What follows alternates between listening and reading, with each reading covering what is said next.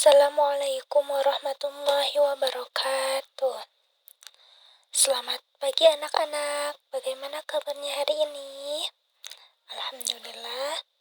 Pada hari ini kita akan belajar pendidikan agama Islam untuk kelas 2. Kita masuk pelajaran tentang meneladani sikap jujur Nabi Muhammad sallallahu alaihi wasallam. Alhamdulillah. Namun, sebelum kita memulai pelajaran, mari kita berdoa terlebih dahulu. Bismillahirrahmanirrahim. Rabbi zidni ilman warzuqni fahma birahmatika ya arhamar rahimin. Amin. Alhamdulillah. Sekarang kita akan masuk. Tujuan pembelajaran saat ini adalah yang pertama, kalian anak-anak semuanya, sholih dan sholihah, yang pertama itu harus meyakini akan kebenaran kisah Nabi Muhammad sallallahu alaihi wasallam. Kemudian menunjukkan sikap jujur, karena pada judulnya saja adalah meneladani sikap jujur Nabi Muhammad. Artinya kita juga harus menunjukkan sikap jujur kita sebagaimana sikap jujurnya Nabi Muhammad sallallahu alaihi wasallam. Kemudian yang ketiga, menyebutkan sikap terpuji dari kisah keteladanan Nabi Muhammad sallallahu alaihi wasallam. Kalian dapat menyebutkan sikap terpuji apa yang terdapat dalam kisah keteladanan Nabi Muhammad sallallahu alaihi wasallam. Kemudian yang keempat, kalian harus bisa menjelaskan sikap jujur dari kisah keteladanan Nabi Muhammad sallallahu alaihi wasallam. Kemudian kalian bisa menceritakan kisah singkat mengenai keteladanan Nabi Muhammad sallallahu alaihi wasallam. Ya, begitu tujuan pembelajaran bagian pembelajaran kali ini. Kemudian coba perhatikan anak-anak sholih dan sholihah, perhatikan gambar. Nah, di sini ada sebuah gambar anak-anak yang sedang bermain pada waktu istirahat.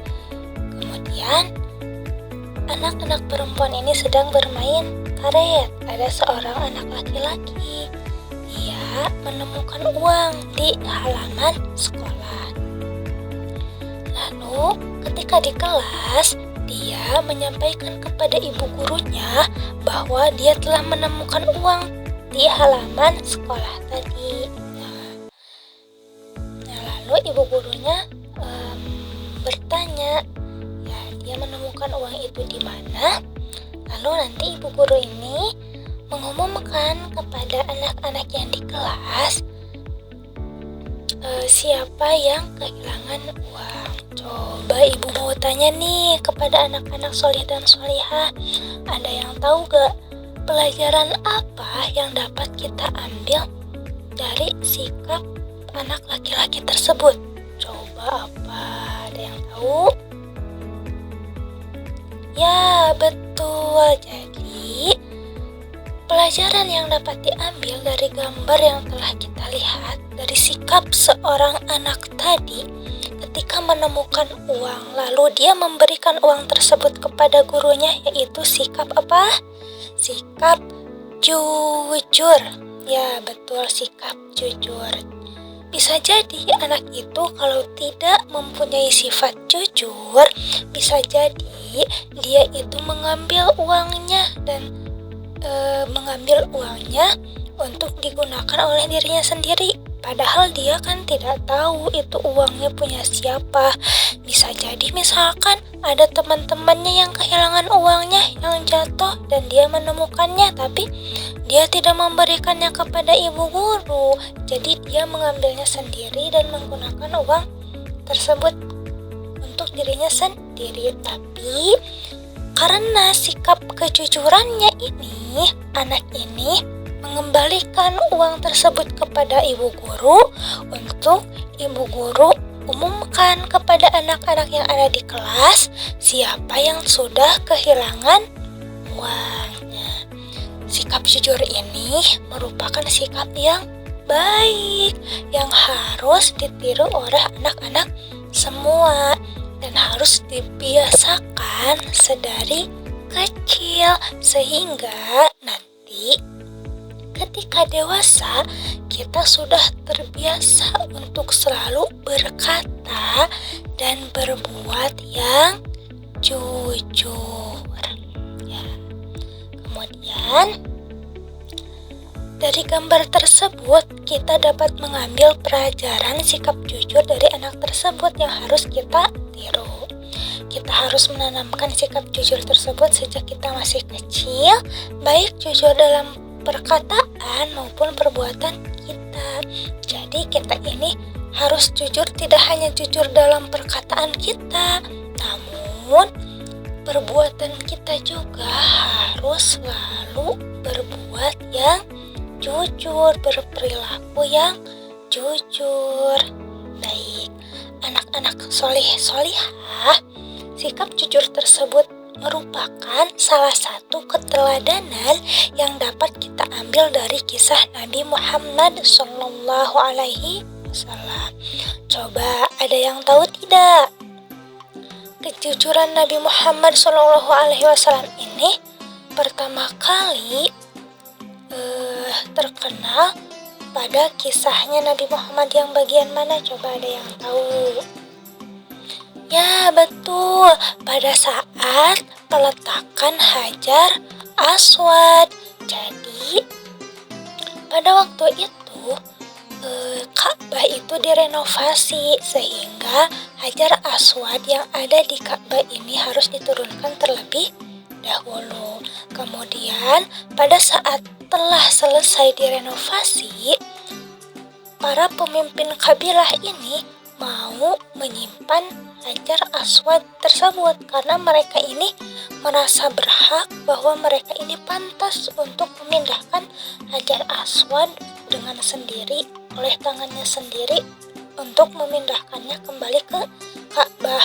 Namun kabilah yang ada di Mekah pada saat itu tidak hanya satu, terdapat 4 kabilah yang berebutan untuk memindahkan Hajar Aswad kembali ke tempatnya, sehingga pada waktu itu terjadi perselisihan antara 4 pemimpin kaum kabilah tersebut. Kemudian mereka ini berunding siapa yang berhak untuk menentukan siapa yang akan menempatkan kembali Hajar Aswad ke tempatnya. Lalu mereka semua bermusyawarah dan berdiskusi bahwa barang siapa orang yang pertama kali muncul di depan pintu Ka'bah, dialah yang berhak menentukan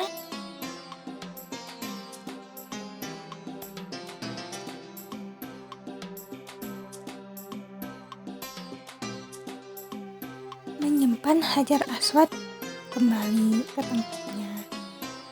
Lalu ketika mereka menunggu nih siapa yang bakal lewat ke depan pintu Ka'bah untuk pertama kali, ternyata yang muncul pertama kali saat di depan pintu Ka'bah pada saat itu adalah seorang pemuda dari kaum Quraisy, yaitu Nabi Muhammad SAW. Namun pada saat itu beliau belum diangkat menjadi seorang nabi. Dan para pemimpin kaum kabilah ini menyerahkan urusannya kepada Nabi Muhammad. Gimana nih baiknya? Siapa yang cocok untuk menyimpan kembali Hajar Aswad ke tempatnya? Karena Nabi Muhammad adalah seseorang yang bijak, yang jujur dan cerdas, Nabi Muhammad punya ide nih. Karena ini ada 4 orang, jadi setiap pemimpin kabilah, Nabi Muhammad menggunakan rida atau selendang yang nanti di atasnya disimpan Hajar Aswad tersebut. Jadi nanti setiap kabilah ini memegang ujung setiap perida atau selendang tersebut. Sehingga semua pemimpin kabilah tersebut mengangkat Hajar Aswad, lalu Nabi Muhammad yang menyimpannya ke tempat semula Hajar Aswad.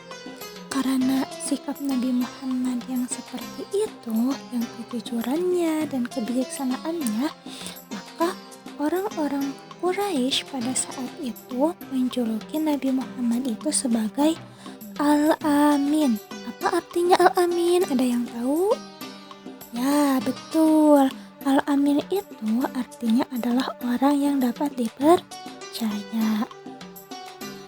Nabi Muhammad juga merupakan seorang pedagang yang terkenal dengan kejujurannya, sehingga ketika Nabi Muhammad SAW berdagang, dagangannya itu selalu laris habis karena sikap kejujuran Nabi Muhammad, sehingga para pembeli ini percaya kepada Nabi Muhammad SAW dan membeli dagangannya Nabi.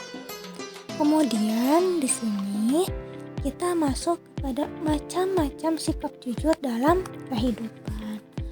Nah, dalam kehidupan kita ini harus bersikap jujur kepada siapa saja sih anak-anak? Apakah jujur hanya kepada guru saja? Atau kepada orang tua saja? Atau jujur hanya kepada teman? Coba ada yang tahu? Di sini Ibu akan menjelaskan ya. Kita itu harus bersikap jujur kepada semuanya ya. Pertama, kita harus jujur kepada Allah. Bagaimana cara jujur kepada Allah? Berarti kita itu harus selalu melaksanakan perintah yang diwajibkan oleh Allah. Contohnya apa? Seperti sholat, puasa di bulan Ramadan, zakat, dan ibadah yang lainnya yang telah diwajibkan oleh Allah. Kemudian yang kedua adalah jujur kepada guru dan orang tua. Jika guru misalkan menugaskan untuk mengerjakan PR, ya berarti kita harus mengerjakan PR tersebut karena perilaku kita yang jujur, sehingga kita melaksanakan apa yang telah ditugaskan oleh guru. Kemudian kepada orang tua juga harus selalu berkata yang baik dan jujur, tidak boleh berbohong. Kemudian selanjutnya jujur kepada diri sendiri. Kemudian jujur kepada teman nih. Jika sedang mengobrol dengan teman, curhat dengan teman, kita juga harus bicara yang jujur, tidak boleh berbohong. Jadi intinya pada semua orang kita ini harus berkata dan berbuat yang jujur, tidak boleh berbohong. Karena ada yang tahu kalau berbohong itu akan mendapatkan dosa. Kalau misalkan mendapatkan dosa, disukai tidak sama Allah? Jelas tidak ya. Allah hanya menyukai orang-orang yang jujur, yang perkataannya baik, perkataannya tidak pernah berbohong. Jadi dari pelajaran kisah keteladanan Nabi Muhammad SAW, kira-kira apa nih yang dapat diambil oleh anak solih dan solihah dari kisah tersebut? Ya, betul sekali. Kita harus berlaku dan berkata yang jujur dalam setiap perbuatan kita, dalam setiap perkataan kita. Apa yang dikeluarkan dari mulut kita adalah perkataan yang jujur, perkataan yang sesuai dengan apa yang terjadi, tidak ditambah-tambahkan. Itulah arti dari sikap jujur. Nah, Ibu harap setelah kalian mempelajari kisah keteladanan, kisah kejujuran Nabi Muhammad SAW, kalian dapat mengaplikasikan sikap jujur ini dalam kehidupan sehari-hari. Siap mengaplikasikan dalam kehidupan sehari-hari sikap jujur itu? Siap, Ibu? Baik ya, jika kalian sudah paham, sudah mengerti, dan sudah siap untuk mengaplikasikan sikap jujur tersebut, mudah-mudahan apa yang dapat Ibu sampaikan ini dapat bermanfaat bagi anak-anak semuanya ya. Terima kasih atas waktunya. Wassalamualaikum warahmatullahi wabarakatuh.